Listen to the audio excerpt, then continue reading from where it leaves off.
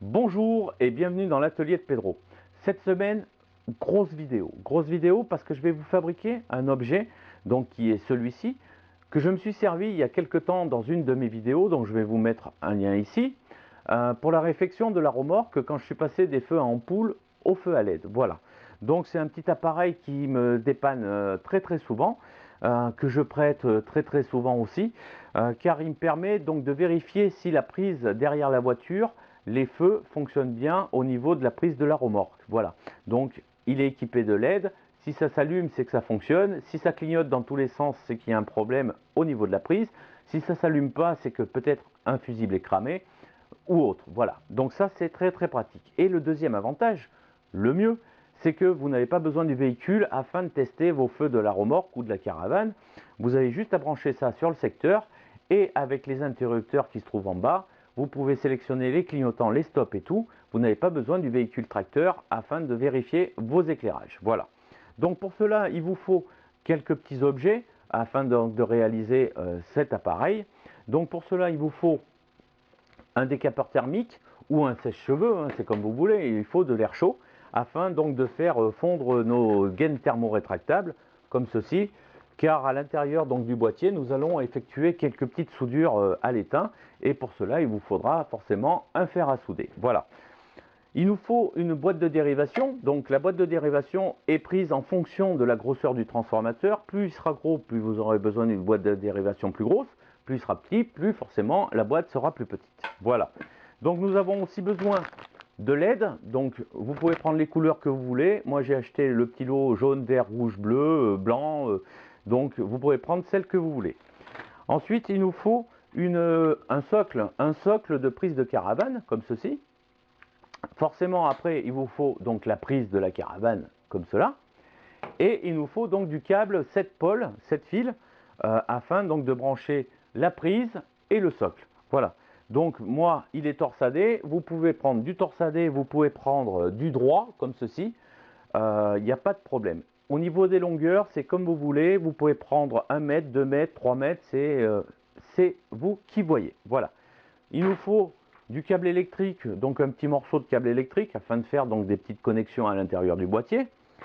Il nous faut surtout des interrupteurs. Donc moi c'est des interrupteurs télémécaniques 3 positions.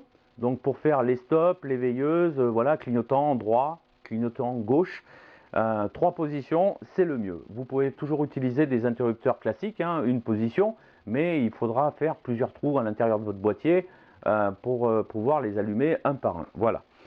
Nous avons besoin donc d'une perceuse avec un forêt afin donc d'y insérer les LED à l'intérieur.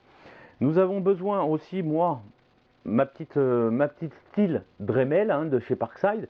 C'est un outil que j'utilise énormément, qui sert beaucoup. Donc ça me permettra de faire les ouvertures dans le boîtier. Et il nous faut des disques donc de rechange parce que ça va s'user quand même assez vite. Voilà. Et le cœur de la machine, ça sera le transformateur. Voilà.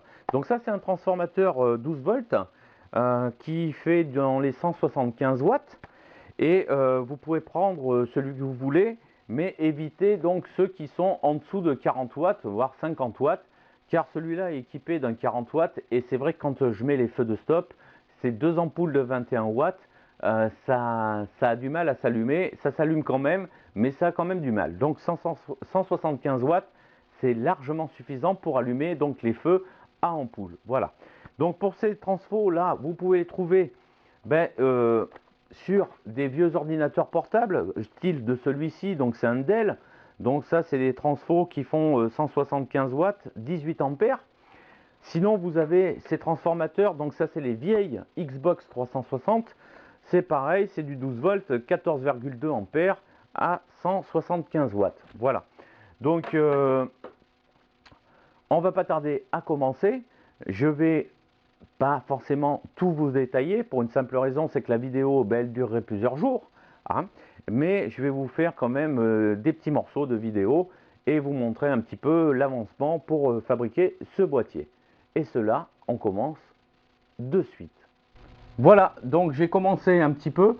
Je vous ai épargné quelques minutes de vidéo. Donc pour cela, il faut s'asseoir. Voilà, je m'assois. Je suis bien plus tranquille. Je mets les lunettes parce que c'est vrai que de près, j'y vois pas grand chose. Pour éviter de faire des bêtises, vaut mieux mettre des lunettes. Voilà. Donc la boîte, je l'ai ouverte et puis j'y ai fait donc un trou à la style Dremel de chez Lidl et j'y ai inséré donc la fiche qui va recevoir donc le câble d'alimentation 220 volts. J'y ai mis un petit peu de colle autour exprès pour éviter que ça ne ressorte. Ensuite, le transformateur, donc je me suis avancé, j'ai soudé donc les 3 fils d'alimentation, phase neutre et puis la terre. Et de l'autre côté, donc j'ai récupéré mes sorties plus et moins 12 volts. Et je suis venu shunter donc 2 petits fils qu'il y avait ici, le bleu avec le noir, donc la masse. C'est ce qui permet de mettre en route donc le transfo. Si on ne branche pas ces 2 fils ensemble, ben, le transformateur, si vous voulez, il ne délivrera pas les 12 volts demandés. Donc il ne fonctionnera pas. Voilà, c'est pour ça que j'ai shunté les deux. Donc je les ai mis ensemble, le plus, du moins le bleu avec le noir. Et comme ça, mon transfo est directement opérationnel dès qu'on mettra le secteur dessus. Voilà. Donc j'ai fait un trou aussi sur le côté là, afin donc de permettre de mettre le pressé-toupe. Et ce pressé-toupe, c'est là où va rentrer donc mon câble de remorque, donc avec la fiche remorque. Et il faut le mettre au bon endroit afin que ça ne gêne pas l'insertion du câble au niveau du transfo. Voilà, moi je l'ai mis juste au-dessus, comme ça le transfo ne me gênera plus une fois qu'il sera au fond. Voilà, donc on continue, je vous épargne un tout petit peu plus de vidéos, mais moi je vais avancer et puis je vous montre au fur et à mesure ce que je fais. Voilà, allez, à tout de suite. Donc on est de retour avec l'installation donc du transfo, voilà, que j'ai mis à l'intérieur. Donc je l'ai collé au pistolet à colle afin que celle-ci ne puisse pas bouger, sortir. J'ai fait les soudures donc sur l'entrée et l'alimentation, donc 220 avec la phase, le neutre et la terre. Donc je les ai soudés à l'étain.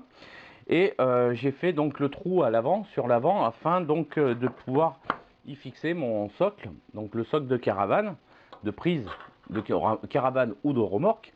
Et on se retrouve donc avec juste le support qui se trouve comme ceci. Et une petite solution pour vous, parce que je sais, je connais, il y en a qui prennent les fils de cuivre comme ça et qui les torsadent afin donc de rentrer à l'intérieur des trous et puis après on les serre. C'est vrai que ça fonctionne, mais au bout d'un moment les fils commencent à s'oxyder et quand on tire sur la prise, des fois les fils ils sectionnent. Donc pour éviter que ça sectionne, vous dénudez un tout petit peu votre câble électrique, vous rabattez donc les brins de cuivre dessus, vous les rabattez, et une fois que c'est rabattu, vous le mettez à l'intérieur donc de la connexion et vous serrez votre vis. Voilà, c'est serré. Maintenant, ben, votre fil, pas de problème, il est attaché. Votre cuivre, il est à l'intérieur, il fait contact. Vous pouvez tirer dessus, ben, ça ne voudra pas couper. Même si les fils sont oxydés, ça ne se cassera pas. Voilà. Donc je poursuis l'installation et puis je reviens vers vous pour la suite. A tout de suite. Je me suis un petit peu, même beaucoup avancé sur le couvercle. Donc j'y ai posé les LED. Donc en haut, comme sur le mien, ça sera anti-brouillard et les stops. Et en dessous, nous avons donc 2 LED orange aux extrémités, donc pour les clignotants. Et au milieu, ça sera 2 LED pour les veilleuses. Pourquoi 2 LED pour les veilleuses? C'est parce qu'il y a des voitures qui sont équipées de fusibles pour les veilleuses de droite et des fusibles pour les veilleuses de gauche. Donc forcément, s'il y en a une qui ne s'éclaire pas lorsqu'on va faire l'essai directement sur la voiture, ça veut dire que la veilleuse de droite ou de gauche, soit le fil est coupé, soit le fusible est cramé. Voilà. Donc on sépare bien les LED. Nous avons une LED en plus en bas, c'est juste pour signifier comme quoi l'alimentation donc 220 est connectée, donc elle devrait s'allumer en bleu. Voilà. Les interrupteurs, donc j'ai fait 3 trous en diamètre 22 au forêt à étage. Donc les voilà, voilà le forêt à étage. J'ai fait 3 trous et donc j'y ai inséré donc les interrupteurs télémécaniques et je les ai mis comme ceci. Voilà. Donc maintenant que c'est prêt, eh ben, la chose à faire aussi avant, c'est de bien vérifier que ça rentre en lieu et place dessus, dedans. pour éviter qu'il y ait des connectiques qui touchent donc le transfo. Il faut regarder que tout passe bien, voilà, avant de faire des trous sur le couvercle. Donc maintenant que c'est fait, il n'y a plus qu'à dénuder pas mal de fils, à souder pas mal de fils et à raccorder pas mal de fils. Voilà. Donc le plus facile, c'est la masse, en fait, compte les fils noirs, parce qu'ils viennent tous se brancher les uns aux autres. Sinon après, il n'y a que les plus à mettre aux différents endroits, ce qui reste quand même assez compliqué. C'est faisable, voilà, faut pas sortir de Saint-Cyr pour pouvoir le faire, et encore. Maintenant, qu'est-ce qu'on va faire? On va faire donc la soudure de la plupart des fils, et puis je reviens vers vous au fur et à mesure. Allez, c'est parti. Donc, je me suis un tout petit peu avancé. Là, j'ai branché le plus facile, donc c'est le raccordement de chaque masse, chaque négatif de toutes les LED. Voilà. Donc, pour cela, j'ai récupéré tous les fils noirs qui étaient à la sortie de chaque LED et je les ai branchés sur mon petit fil bleu, donc qui correspond à la sortie de mon transfo 220 12 volts. Et sans oublier aussi de récupérer toutes les masses de mon socle ainsi de ma prise de remorque. Donc, j'ai récupéré tous les fils blancs que j'ai branché aussi au fil bleu de la masse de ma sortie du transfo. Voilà. Donc maintenant, il va falloir brancher chaque fil rouge donc à son bon emplacement, ainsi que toutes les prises de notre socle, tous les fils de notre socle, ainsi que tous les fils de notre prise. Voilà. Et pour cela, quand vous achetez vos prises, vos socles, vous avez un petit schéma qui est fourni avec, qui vous donne donc chaque couleur à quoi elles correspondent, et elles sont aussi numérotées pour savoir à quel endroit vous devez les brancher sur votre socle ou votre prise. Donc, comme on prend ici, le numéro 6 par exemple, c'est du rouge, et le rouge correspond au stop. Nous avons du jaune, c'est le clignotant droit, et nous avons par exemple le bleu aussi qui est l'anti-brouillard. Voilà, et qui doit être connecté au numéro 2. Donc je vous ai fait un tout petit plan, désolé pour la qualité de mon plan, mais que voulez-vous, je ne suis pas dessinateur, voilà. Donc je vous ai fait les 3 interrupteurs, donc qui sont à l'intérieur, que je vous ai montré avant ce passage. Nous avons ici donc le transformateur, donc entrée 220, sortie 12 volts, et en haut nous avons notre socle, ainsi que notre prise, voilà. Ici nous avons, donc chaque rond correspond à nos LED. Donc nous avons bien une LED pour notre clignotant gauche, 2 LED pour les veilleuses. Pourquoi les veilleuses 2 LED? Parce que nous avons une veilleuse droite et une veilleuse gauche, et dans certaines voitures, c'est séparé par un fusible, donc si un côté ne fonctionne pas, une LED ne s'allumera pas. Voilà. Nous avons notre clignotant droit ici, l'anti-brouillard et notre stop. Donc maintenant, pour connecter nos alimentations, afin que notre boîtier fonctionne correctement, il faut que nous branchions la sortie positive donc du transfo, ici, à chaque entrée de chaque interrupteur. Voilà.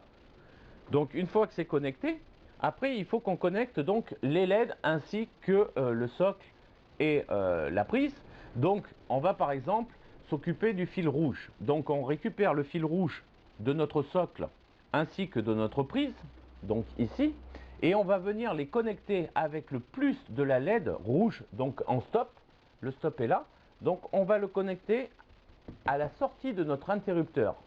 Voilà, il faut que là, à cet endroit-là, vous ayez 3 fils. Donc le plus de la LED, le rouge du socle et le rouge de la prise. Et ainsi de suite pour les autres. Clignotant gauche, par exemple, c'est le fil jaune. Il me semble que c'est le fil jaune. Donc le fil jaune, donc en numéro 1. Donc on prend le plus de la LED, on le connecte de ce côté-là de l'interrupteur, et on va chercher nos fils jaunes de notre socle et de notre prise, et on vient le connecter à la sortie de l'interrupteur ici. Voilà, et ainsi de suite pour chaque donc fil de couleur. Donc maintenant, on va tout mettre en pratique, et puis on va connecter donc tous ces fils, et c'est parti maintenant.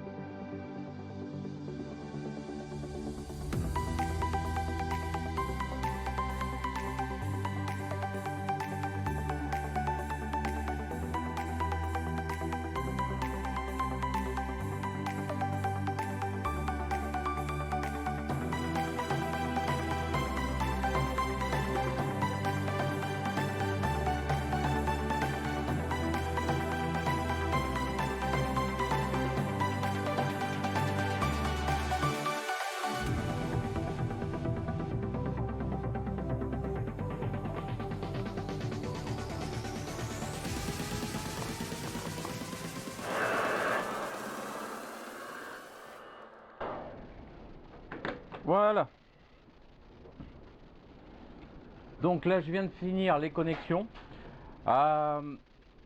Faut tirer quand même assez de longueur de câble, laisser quand même assez de longueur de câble visible à l'intérieur afin donc de faire toutes les connexions. Moi, j'en ai pas laissé énormément, donc c'est pour ça que mon couvercle est perpendiculaire à ma boîte, c'est afin de finir donc les connexions pour les stops et les anti-brouillards, car les fils se trouvent maintenant tout en haut, donc c'est pour cela. Donc là maintenant, je vais fermer la boîte. Et puis je vais faire un test pour voir si tout fonctionne correctement. Voilà, on se retrouve après. J'ai fini donc de refermer le couvercle. Faites attention car il y a quand même assez de câbles à l'intérieur. Donc mettez-les assez bien, rangez-les bien à l'intérieur afin de pouvoir refermer le couvercle et de ne pas faire de court-circuit. Donc normalement, si vous avez mis vos fils avec de l'étain et tout, normalement il ne devrait pas y avoir de court-circuit à l'intérieur de la boîte. Voilà, pour ça il faut bien protéger les câbles nus à l'intérieur. Donc mon boîtier est terminé, ça ressemble, on va dire, à peu près à celui que je m'étais fabriqué. Donc vous voyez, là il n'y a qu'un truc en plus, c'est que là j'ai un disjoncteur 30 mA. Quand je branche le secteur, moi c'est pratique, mais là il n'en est pas équipé. Mais normalement un tableau électrique d'habitation est équipé d'un 30 milli, voilà, au cas où. Le problème que j'avais moi, c'est mon câble secteur qui est là, donc je ne peux pas l'enlever, hein, il est obligé de rester sur mon bloc, tandis que sur celui que j'ai fabriqué, si vous voulez, c'est propre, il n'y a pas de câble qui se promène. L'alimentation secteur, elle est juste faite à ce bornier là. C'est vrai que c'est pas plus mal. Après, voilà, il faut qu'il y ait la prise avec, mais sinon, ça évite un câble qui se promène en plus. Sinon, au niveau de nombre de LED, ben, on a toujours les mêmes. Hein. On a toujours nos stops, nos anti-brouillards, les clignotants droite et gauche, ainsi que les veilleuses. Et là, comme je vous ai dit, les veilleuses sont séparées. Donc une LED pour la veilleuse droite et une LED pour la veilleuse gauche. Comme ça, si vous avez un problème au niveau de la voiture, s'il y a un côté qui ne fonctionne pas, c'est possible que ce soit le branchement de celle de droite ou de gauche, ou sinon c'est un fusible qui a sauté et il faudra donc le changer. Voilà. Donc là, je vais vous faire un petit essai sur la rampe qui se trouve juste devant vous là, afin que vous voyez que tout fonctionne bien. Et en plus de ça, j'ai mis un petit truc en plus qu'il n'y a pas là-dessus. Je trouve quand même assez sympa, hein. Ça fait vraiment comme si c'était une voiture. Et puis on va voir ensemble ce que c'est. Donc on va brancher au secteur. Là ici j'y ai mis une petite LED bleue exprès pour dire que on est branché au secteur. Donc on y va maintenant. Voilà, donc la petite LED elle est allumée en bleu. Donc là on est connecté directement au secteur. Et là normalement au bout de la prise, j'ai de sortie 12 volts sans problème. Je n'oubliez pas que dedans j'ai mis un transfo, donc 220 12 volts, 18 ampères, donc qui débite à peu près 175 watts. Donc 175 watts, c'est pour moi c'est largement suffisant pour allumer donc toutes les ampoules derrière des remorques. Les LED, il n'y a aucun problème parce qu'il n'y a pas besoin d'autant de puissance. Mais pour les ampoules, il faut quand même de la puissance car nous avons des feux de stop de 21 watts chacun. Donc ça nous fait 42 watts minimum à pouvoir allumer les deux ampoules en même temps. Voilà. Moi, c'est ce que j'ai comme problème, c'est que mon transfo, il fait 40-50 watts, donc le temps que ça se régule, ça prend un peu de temps. Voilà. Donc on va connecter la prise donc de la rampe et puis on va faire un petit essai. Voilà. Donc là, elle est connectée, il n'y a rien d'allumé, pas de problème. Donc nous allons mettre les veilleuses. Voilà. Donc les veilleuses, elles sont allumées. Donc il n'y a aucun souci. Après, nous allons pouvoir mettre donc là les stops. Donc les stops, moi je vois c'est allumé. Donc devant, c'est allumé. Ce qu'il y a de bien avec le transfo que j'ai installé dedans, c'est que vous pouvez laisser les veilleuses par exemple, et puis de mettre les stops. Vous voyez, vous pouvez, il n'y a pas de problème, ça tient. Et maintenant, nous allons faire donc le clignotant droit. Donc le voilà. Et vous voyez ce qui se passe, c'est qu'en même temps, il clignote.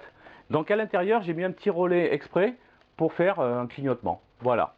Et puis on va faire l'autre côté, sans problème. Ça s'allume chez moi, tout fonctionne. Je peux mettre les veilleuses avec les clignotants. Et puis je peux mettre les stops avec les clignotants. Et les veilleuses en même temps. Voilà, tout tient, tout fonctionne à la perfection. Voilà. Donc, je reviens vers vous pour la conclusion et surtout, restez bien à l'écoute. Voilà, donc le testeur de feu de remorque est terminé. Je le trouve quand même bien plus costaud que le premier, car celui-ci, il avait un transfo de 40-50 watts, alors que celui-ci est équipé d'un transfo de 175 watts. Donc, ce qui permet d'allumer tous les feux en même temps.